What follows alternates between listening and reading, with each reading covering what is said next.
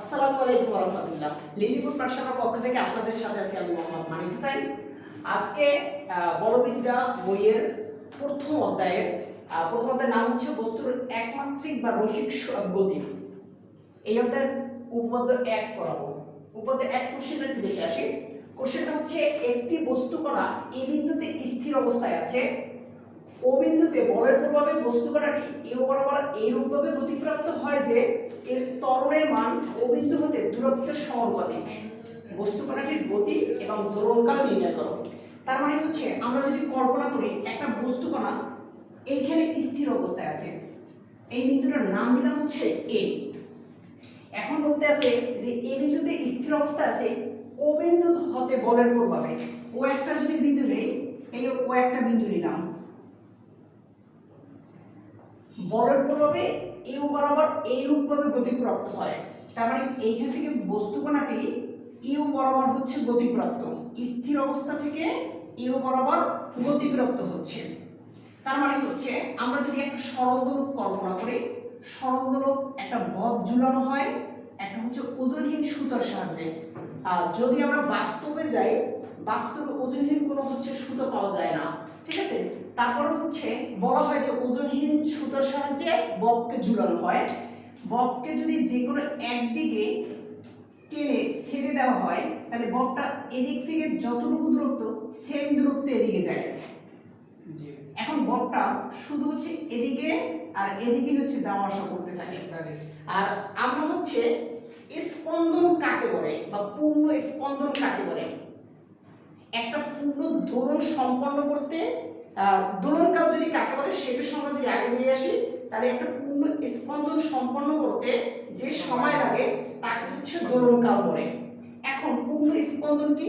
কোনো একটা বস্তু একটা ফিক্সড বিন্দুকে কেন্দ্র করে এক জায়গা থেকে শুরু করে চারপাশে একবার ঘুরে আসতে যে সময় লাগে, মানে হচ্ছে যে এবারে ঘুরে আসলে তাকে হচ্ছে পূর্ণ স্পন্দন বলে। ফিজিক্সের ভাষাতে এটাই বলে, তাই? আচ্ছা, তার মানে আমাদের হচ্ছে এই বস্তু কণাটা এখানে স্থির অবস্থায় আছে, এখান থেকে পর্যন্ত যদি আসে, আমরা যদি ঠিক এই দূরত্বটা আবার এই পাশে নেই, তাহলে এটাকে যদি বলি এ প্রাইম, তার মানে হচ্ছে আমি এই মাত্র যে দেখে আসছি সরল দোলকটা, যে এই বস্তুটা ভরটা এই যে কোনো একদিক নিয়ে এসে ছেড়ে দিলে এই পর্যন্ত যাবে, তাই না? এখন বস্তু কণাটা এই দূরত্ব আর এই দূরত্ব যদি সমান হয়, যদি মনে করি এইখানে ভরটা আছে যে এই পর্যন্ত নিয়ে এসে ছেড়ে দেওয়া হলো, বস্তু কণাটি সর্বোচ্চ কোণ পর্যন্ত আসবে এই দূরত্ব। তার মানে এখানে আমরা কি করেছি যে ও এ প্রাইম ইজ ইকুয়াল টু হচ্ছে ও এ, এই দূরত্ব দুটো হচ্ছে কি সমান। এখন ধরে নেই যে এর যে কোনো একটা জায়গায় পি একটা বিন্দু নিলাম, এই পি বিন্দুটা হচ্ছে তাই ও থেকে পি বিন্দুর দূরত্ব হচ্ছে x, ও থেকে পি বিন্দুর দূরত্ব হচ্ছে কি x। মোটামুটি হচ্ছে চিত্রটা বুঝতে পারছি কিনা? যদি মোটামুটি চিত্রটা বুঝতে পারি, তাহলে আমাদের কাজ হচ্ছে সমাধান শুরু করা, সমাধান অথবা হচ্ছে প্রমাণ, ঠিক আছে। মনে করি কি টি সময়ে বস্তু কণাটি পি বিন্দুতে অবস্থান করে। মনে করি টি সময়ে বস্তু কণাটি পি বিন্দুতে অবস্থান করে।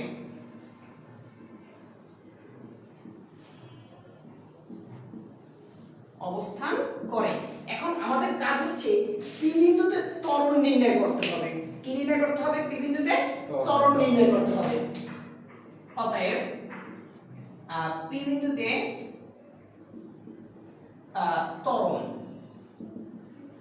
ত্বরণ ইজ ইকুয়াল টু হচ্ছে মিউ এক্স, ত্বরণ ইজ ইকুয়াল টু হচ্ছে কি মিউ এক্স। এখন আমার এই পি বিন্দুতে বস্তু কণাটির গতি ও অন্তরক সমীকরণ হচ্ছে দিয়ে বের করতে হবে বা লিখতে হবে। সুতরাং বস্তু কণাটির গতি ও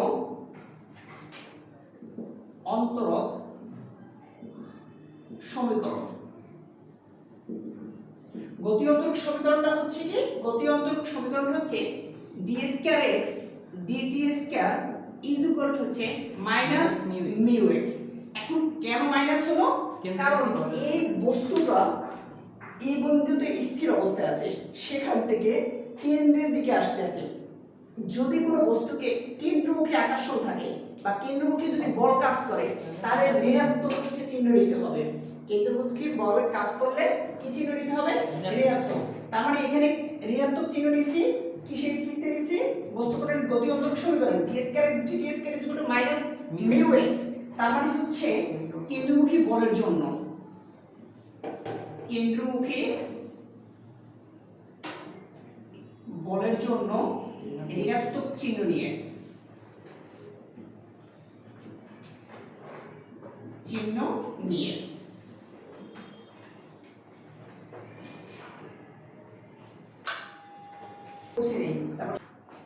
এরপর যে কাজ আমাদের যে গতি অন্তরক সমীকরণ হচ্ছে d square x dt square হচ্ছে মাইনাস মিউ x, উভয় পাশে 2dx dt দ্বারা গুণ করতে হবে। উভয় পাশে 2dx dt দ্বারা যদি গুণ করি 2dx dt into d square x dt square is equal হবে minus mu x into 2dx dt। কি কাজ করেছি? 2dx dt দ্বারা উভয় পক্ষে গুণ,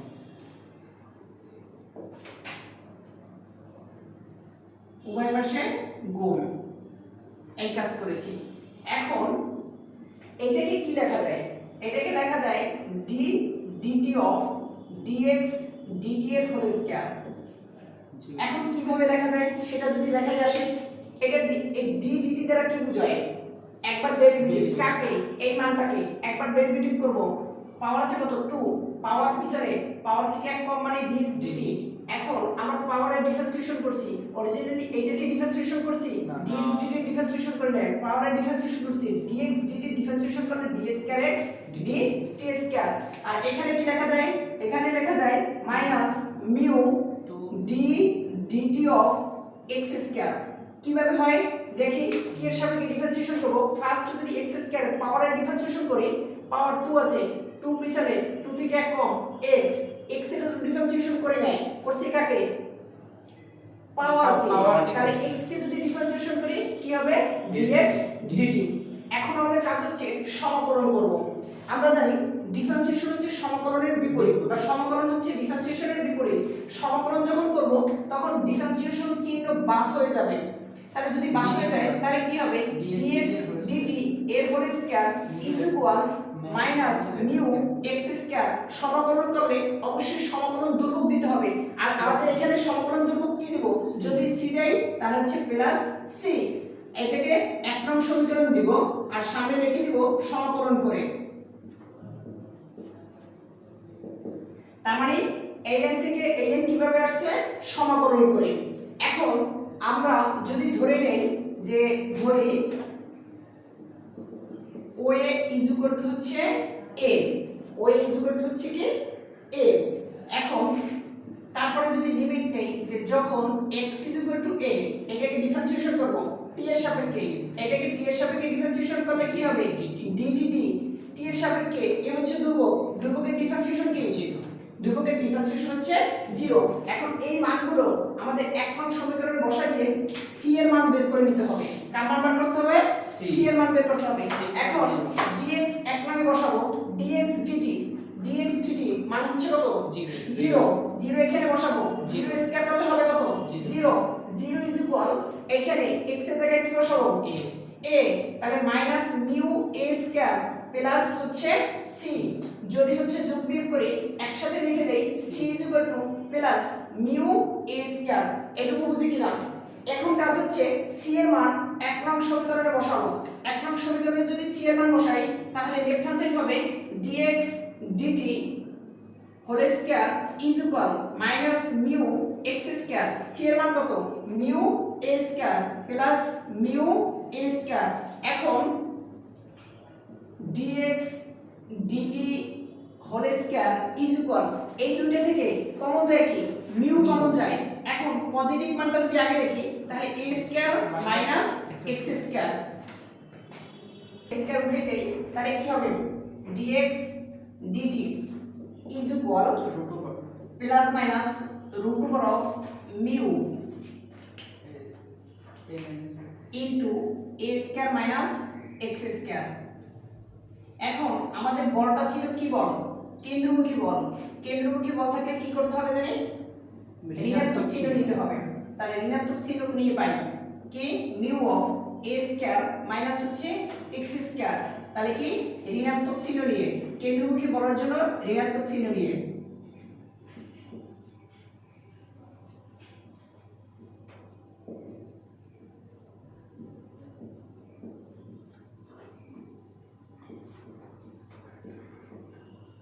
ঋণাত্মক চিহ্ন নিয়ে এরপরে কি করা যায় dx dt is equal minus মিউটা আলাদা বের করে নেই root over of a square minus x square এরপর হচ্ছে চলক পৃথকীকরণ চলক আছে কি x তাহলে x নিয়ে আসছি যদি তাহলে কি হবে dx divided by root over of a square minus x square is equal minus mu dt জি ভাই আর্গুমেন্ট করলে কি হবে হবে করা যাবে যাবে কোশ্চেন আছে না এবার হচ্ছে এটা ইন্টিগ্রেশন করব এর কি করতে হবে ইন্টিগ্রেশন করতে হবে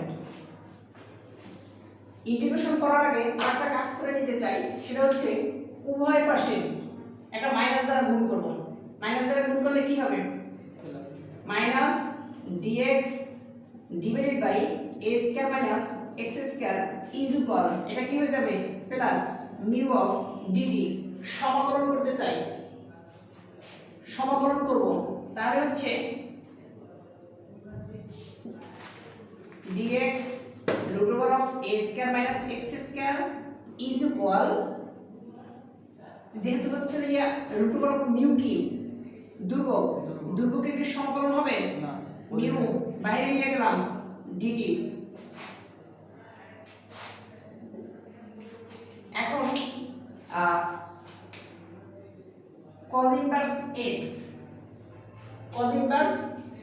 এর সমাকলন হচ্ছে যে এই সমাকলন ডিফারেন্সিয়েশনের সূত্র কি বলতে পারো পাওয়ার পিছনে পাওয়ার দিয়া -1 by root over of 1 minus x square তাহলে কি cos ইনভার্স x এর ডিফারেন্সিয়েশনের সূত্র হচ্ছে কি -1 by root over 1 minus x square তাহলে যদি cos ইনভার্স না থেকে x বাই a থাকে cos inverse x by a তাহলে কি হবে -1 by root over of a square minus x square এটার ডিফারেন্সিয়েশন যদি এটা হয় এটার ইন্টিগ্রেশন কি হবে এটা হবে কারণ কি ডিফারেন্সিয়েশন আর ইন্টিগ্রেশন পরস্পরের বিপরীত তার মানে হচ্ছে এইটুকুর ইন্টিগ্রেশন করলে কি হবে কথা বলতে হবে -1 cos inverse cos inverse x by a সমাকলন ধ্রুবক দিতে হবে সমাকলন ধ্রুবক এর আগে দর্শালাম কি c c1 ধরে c1 is equal to root over of mu এখানে কি আছে মনে মনে কল্পনা করে যদি এখানে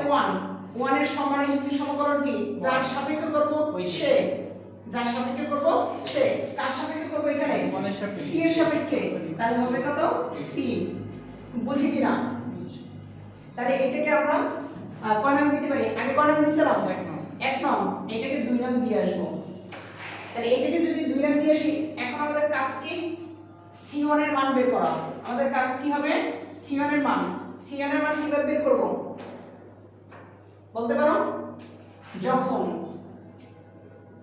t 0 কথার মানে কি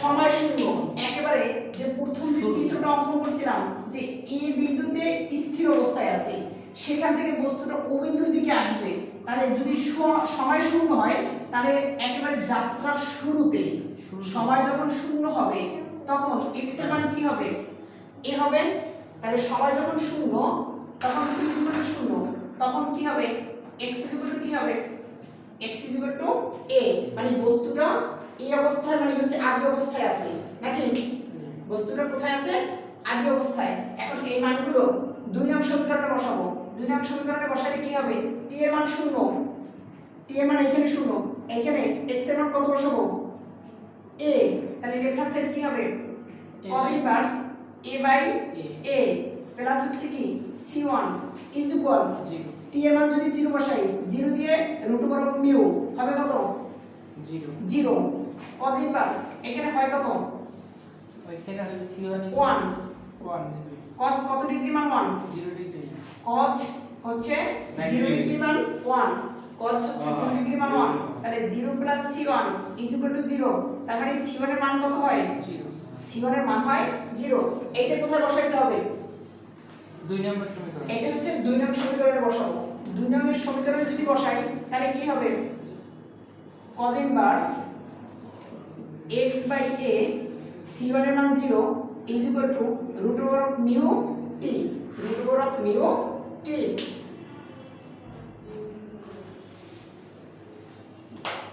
cos inverse left hand side থেকে রাইট হ্যান্ড সাইডে কি হবে? cos হবে না? বুঝি নাই? ইনভার্স করার মানে কি? cosটা ভাগে আছে, লেফট হ্যান্ড সাইডে ভাগে থাকলে রাইট হ্যান্ড সাইডে গেলে কি হবে? cos হবে, শুধু cos হবে। a লেফট হ্যান্ড সাইডে কিতে আছে? হরে। হরে আছে, রাইট হ্যান্ড সাইডে গেলে হবে a cos mu t। তার মানে হচ্ছে আমাদের বের করতে হচ্ছে বস্তু কণাটির গতির সমীকরণ। বস্তু কণাটির গতির সমীকরণ হয়ে গেছে।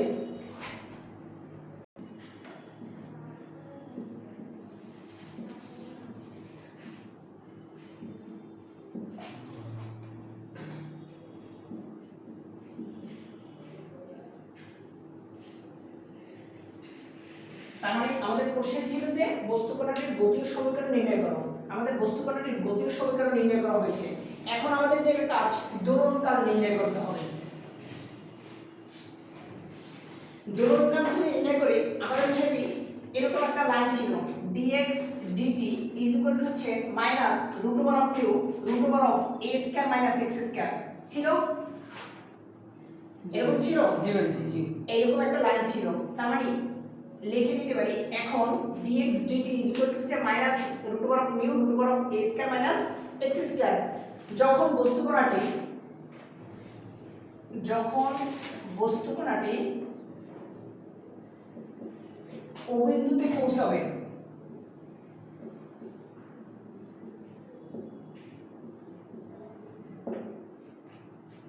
তখন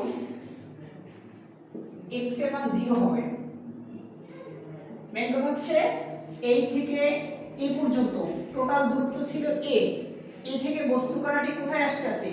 ও এর দিকে আসতে আছে, মানে কেন্দ্রের দিকে আসতে আছে। যদি কেন্দ্রের দিকে আসে যখন হচ্ছে ও বিন্দুতে পৌঁছে যাবে তখন কোনো দূরত্ব থাকবে না। দূরত্ব x এর মান হবে কত?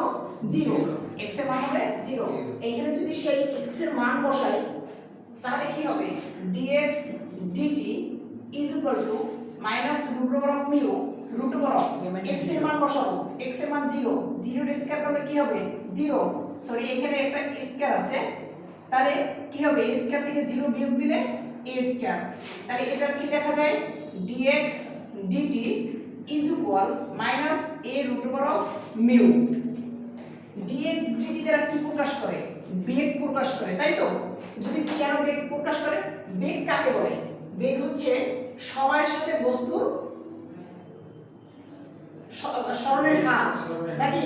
তার মানে হচ্ছে অথবা হচ্ছে সময়ের সাথে বস্তুর সরণ। তাহলে x যদি হচ্ছে দূরত্ব হয় বা সরণ হয়, তাকে যদি সময় দিয়ে ভাগ দাও তাহলে কি হবে?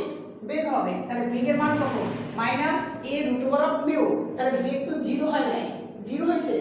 যদি বেগ এইখানে 0 হয়ে যেত তাহলে বস্তুটা এখানে স্থির হয়ে বসে থাকতো, রাইট? কিন্তু বেগ কি আছে বস্তুটার?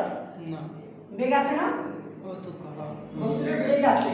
যদি বস্তুটার বেগ থাকে তাহলে এই বস্তুটা কি এখানে স্থির থাকবে? স্থির থাকবে না। এই বস্তুটা কোথায় আসতে আবার থাকবে? a প্রাইমের দিকে চল। e প্রাইমের দিকে চলে আসতে থাকবে। যখন e প্রাইমের দিকে আসে তখন বস্তুটা আবার কোথায় যাবে? জি ওর ওর দিকে যাবে। ওর দিকে তখনকার যদি হচ্ছে বেগ শূন্য না হয় তাহলে বস্তুটা আবার কোথায় যাবে? এর দিকে, এর দিকে যাবে। আবার এই থেকে কোথায় আসবে? ও ওর থেকে আবার কোথায় যাবে? a prime. আবার এইভাবে মানে হচ্ছে যাওয়া আসা করতে থাকবে। যেমন একটা সরল দোলক ববের সাহায্যে যদি হচ্ছে বব একটা সরল দোলকের ববকে সুতার সাহায্যে যদি ঝুলানো হয়, যে কোনো একদিকে নিয়ে যদি বস্তুটাকে ছেড়ে দেওয়া হয় তাহলে এখানে আসবে, আবার এখান থেকে এখানে আসবে, এভাবে হচ্ছে যাওয়া আসা করতে থাকবে, রাইট? তাহলে এই বস্তুটার কাজ হচ্ছে কি ও থেকে ও বিন্দুতে আসার পরে বস্তুটার যেহেতু বেগ শূন্য হয়নি তাহলে বেগটা মানে বস্তুটা কোথায় আসতে থাকবে? a prime. ই প্রাইমের দিকে।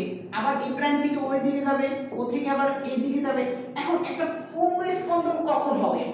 একটা পূর্ণ স্পন্দন হবে যদি এ থেকে এ প্রাইম পর্যন্ত, আবার এ প্রাইম থেকে এ পর্যন্ত যদি যায় বস্তুটা, তাহলে একটা পূর্ণ স্পন্দন হবে, একটা পূর্ণ স্পন্দন হবে। আর একটা পূর্ণ স্পন্দন করতে যে সময় লাগে তাকে হচ্ছে কি বলে, দোলন কাল বলে।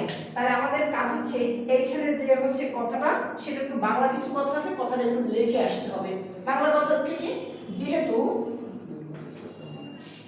বেগ শূন্য নয়, বেগ শূন্য নয়,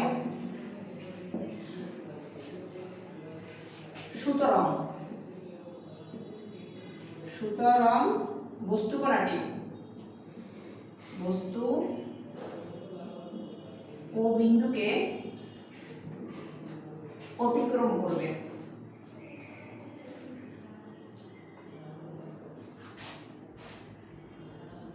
অতিক্রম করে এ প্রাইম পর্যন্ত যাবে, যেখানে OA is equal to O prime, মানে ও এর দূরত্ব আর ও প্রাইমের দূরত্ব কি হবে, সমান হবে। আবার এ প্রাইম হতে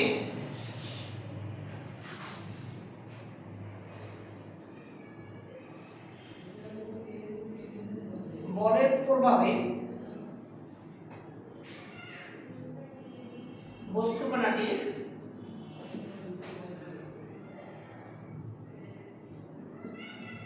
এর দিকে অগ্রসর হবে।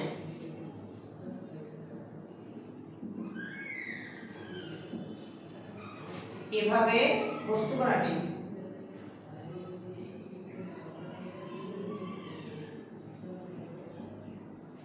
এ হতে এ প্রাইম এবং এ প্রাইম হতে এর দিকে যাবে।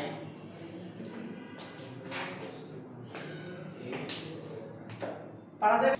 আর এরপর হচ্ছে আমাদের দোলনকাল নির্ণয় করতে হবে। তাহলে লিখতে পারি দ্বিতীয় অংশ। আমরা প্রথম অংশ কি কাজ করেছি, গতীয় সমীকরণটা বের করেছি। তাহলে গতীয় সমীকরণটা কি ছিল সেখানে, গতীয় সমীকরণ, গতীয় সমীকরণে x = কি ছিল, a cos √μ, তারপর কি ছিল, μt, এই তো। আমরা কি বলছিলাম, ও বিন্দুতে বস্তুর বেগ কি হয়ে যায়, শূন্য। তাহলে x = 0 হলে পাই কি পাবো, x = 0, এখানে 0 বসাই। তাহলে a cos √μt নাকি a, রাইট হ্যান্ড সাইডে গুণ আছে, লেফট হ্যান্ড সাইডে আসলে কি হবে, ভাগ 0/anything হবে কত, 0 লেখা যায়। cos কত ডিগ্রি মান 0, cos 90 ডিগ্রি মান 0। তাহলে cos 90 কে কি লেখা যায়, π/2 ইজ ইকুয়াল টু হচ্ছে cos √μt। ওভাবে থেকে cos বাদ দেওয়া যায়, তাহলে কি হবে, π/2 ইজ ইকুয়াল টু হচ্ছে μt। পক্ষান্তর করলে কি হবে, √μt ইজ ইকুয়াল টু হচ্ছে π/2। t ইজ ইকুয়াল টু মান বের করব, কারণ আমার হচ্ছে দোলনকাল মানে সময় বের করতে বলছে। তাহলে কি হবে, এটা আছে এ লেফট হ্যান্ড সাইডে আছে লবে, রাইট হ্যান্ড সাইডে গেলে কি হবে, হর।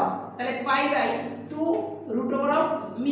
এখন এই যে সময়টা বের করছি, একটু দেখতে হবে সময়টা বের করছি, কতটুকু সময় বের করছি, ও থেকে বস্তুটা মানে এ থেকে বস্তুটা ও বিন্দুতে আসছে, এই যে সময়টা লাগছে সেই সময়টা বের করছি। এখন আমাদের দোলনকাল হবে কি, একটা পূর্ণ স্পন্দন সম্পন্ন করতে যে সময় লাগে। তাহলে পূর্ণ স্পন্দন মানে কি, এ থেকে যাত্রা শুরু করে এ প্রাইম পর্যন্ত আসবে, আবার এ প্রাইম থেকে এতে যাবে। তার মানে হচ্ছে আমি যে যতটুকু দূরত্ব বের করছি, মানে যতটুকু সময় বের করছি, তাকে কত দিয়ে গুণ করতে হবে, 4 দিয়ে গুণ করতে হবে। অতএব দোলনকাল, উপর থেকে একটু মুছে দেই,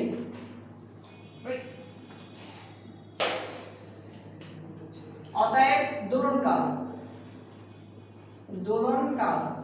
ইজ ইকুয়াল টু 4 ইনটু কি লিখবো, ও থেকে মানে হচ্ছে এ থেকে ও বিন্দুতে আসতে যে সময় লাগে, সময় লাগে। এখন এ থেকে ও বিন্দুতে আসতে কত সময় লাগছে? Pi by 2 root over of mu, তাহলে 4 into pi divide by 2 root over of mu. Calculator কাটো, পাই কত? 2 পাই ডিভাইডেড বাই হচ্ছে রুট ওভার অফ মিউ। তার মানে হচ্ছে আমাদের হচ্ছে যে বের করতে বলছিল বস্তু কণাটি হচ্ছে যে গতীয় সমীকরণ বের করো। আমাদের বস্তুটির গতীয় সমীকরণ বের করছিলাম। গতীয় সমীকরণটা হয়েছিল কত? x a cos root over of mu t। আর হচ্ছে দোলনকাল বের করতে বলছিল, অতএব দোলনকাল কত পাইলাম? 2 pi divided by root over of mu. তার মানে হচ্ছে আমাদের যে কোশ্চেন করছিল, কোশ্চেন ফুল ফিল হয়েছে, তাই তো? আচ্ছা, এতক্ষণ পর্যন্ত যারা ভিডিও দেখছেন সবাইকে ধন্যবাদ। আসসালামু আলাইকুম।